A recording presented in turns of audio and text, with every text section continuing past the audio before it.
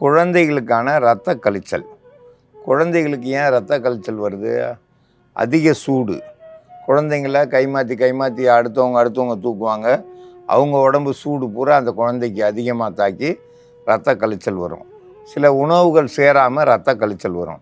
அதில் முக்கியமாக நாவல் பழம், மாதுளம் பூ, வில்வம், பன்னீர் ரோஜா, தேன், இதெல்லாம் கூட்டு கலவையாக சேர்ந்து இப்போ நம்ம மருந்தாக தயாரிக்க போகிறோம். குழந்தைகளுக்கு இரத்த கழிச்சல்.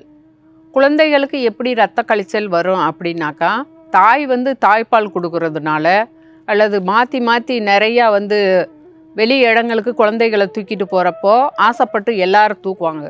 அப்போ தூக்குறப்போ அவங்க மேலே உள்ள கை சூடு, ஒருத்தர் உடம்புல உள்ள ஒரு சூடு எல்லாமே குழந்தைக்கு உடம்புல தாக்கிடுச்சுன்னா, உடம்பு சூடாயிடுச்சுனாக்கா குழந்தைக்கு வயிற்றுப்போக்கு போகும். அந்த வயிற்றுப்போக்கு சீக்கிரமாக நிற்கலை அப்படின்னு விட்டுட்டாங்கனாக்கா அது இரத்த கழிச்சலாக மாறிடும். அந்த இதை சரி பண்ணுறதுக்கு இன்னொரு காரணம் தாய் வெயிலுக்கு போயிருப்பாங்க.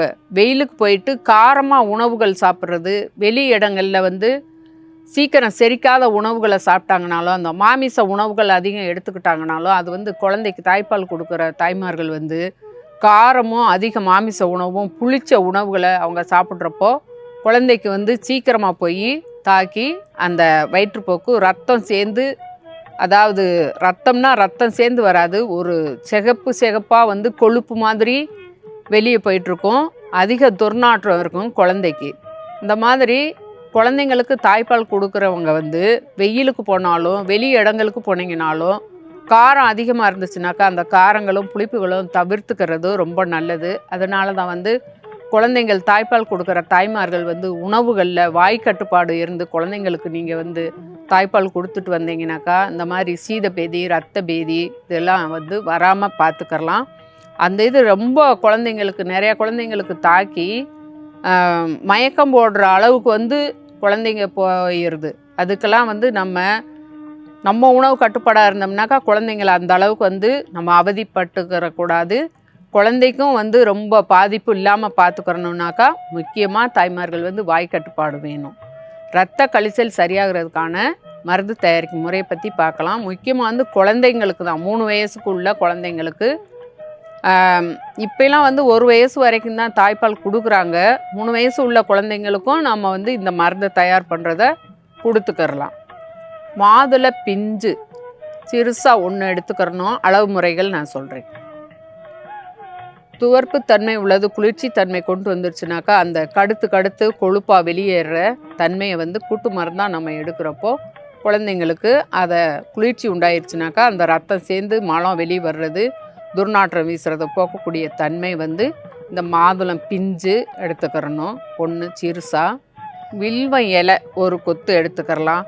இதுவும் குளிர்ச்சி தன்மை கொண்டு வரக்கூடியது. குழந்தைங்களுக்கு எரிச்சல், வயிற்றுக்குள்ளே தங்கி இருக்க கசடுகளை வெளிக்கொண்டு வந்துடும். கொஞ்சம் கொஞ்சமாக வெளியே போயிட்டுருக்குது அப்படின்னாக்கா அந்த எரிச்சல் இதெல்லாம் இருக்கிறத கட்டுப்படுத்தும். குழந்தைங்க அழுகாமல் இருக்கும். வெளியே போகிறப்பெல்லாம் அழுது வெளியே போகும் குழந்தைங்க. இந்த குளிர்ச்சி தன்மை வந்துருச்சுனாக்கா எரிச்சல் இல்லாமல் பார்த்துக்கிறதுக்கு இந்த வில்வ இலை 1 கொத்து 3 இலை எடுத்துக்கிறணும். 1 ரோஜாப்பூ எடுத்துக்கிறலாம். துவர்ப்பு தன்மை உள்ளது, எப்போவுமே உள்ளுக்குள்ளே சூட்டை தணிக்கக்கூடியது, கழிவுகளை வெளியேற்றக்கூடியது, குளிர்ச்சி தன்மை கொண்டு வரக்கூடியது. நாவல் பழம் 2 எடுத்துக்கிறணும். இது சதைப்பற்று மட்டும் நம்ம கூட சேர்த்துக்கிறலாம். அளவு முறைகள் இந்த அளவுக்கு எடுத்துக்கிட்டால் போதும். இப்போது மாதுளையும்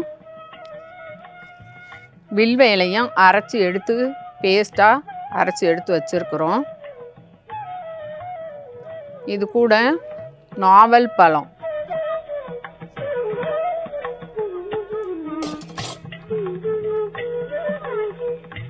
இந்த சதைப்பற்று மட்டும் எடுத்துக்கிட்டால் போதுமானது.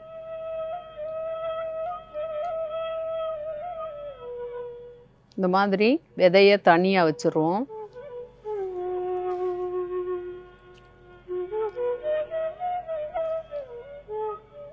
சதையை கையில் சாரை மட்டும் புழிஞ்சு விட்டுறணும். சாறு மட்டும் கொடுத்தாச்சு. பன்னீர் ரோஜானுடைய இதில் வந்து கசைக்கு சாறாக விட்டுறலாம்.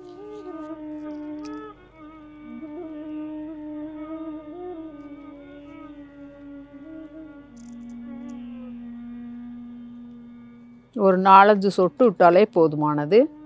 இப்போ இந்த கலவை கூட கொஞ்சமாக தேன் சேர்த்துடலாம்.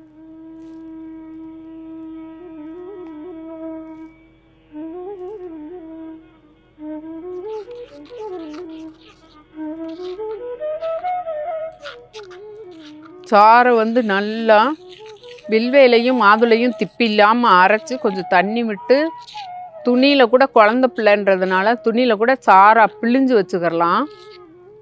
பிழிஞ்சிட்டு அது கூட வந்து இந்த நாவல் பழ சாறும் ரோசா பன்னீர் ரோஜானுடைய சாறு கூட தேன் கலந்து அப்படியே கொடுத்துடலாம். குழந்தைக்கு இப்படி அரைச்சி எடுத்துட்டு தொட்டு தொட்டு நாவில் சங்கு அந்த மாதிரிலாம் வச்சு போட வேண்டாம். தொட்டு நாக்கில் வச்சு சுவைச்சு சாப்பிட்ற மாதிரி கொடுத்துட்டோம்னாக்கா அந்த ரத்த கழிச்சல் அப்படி வந்து கையில் பிடிச்ச மாதிரி நின்றுடும்.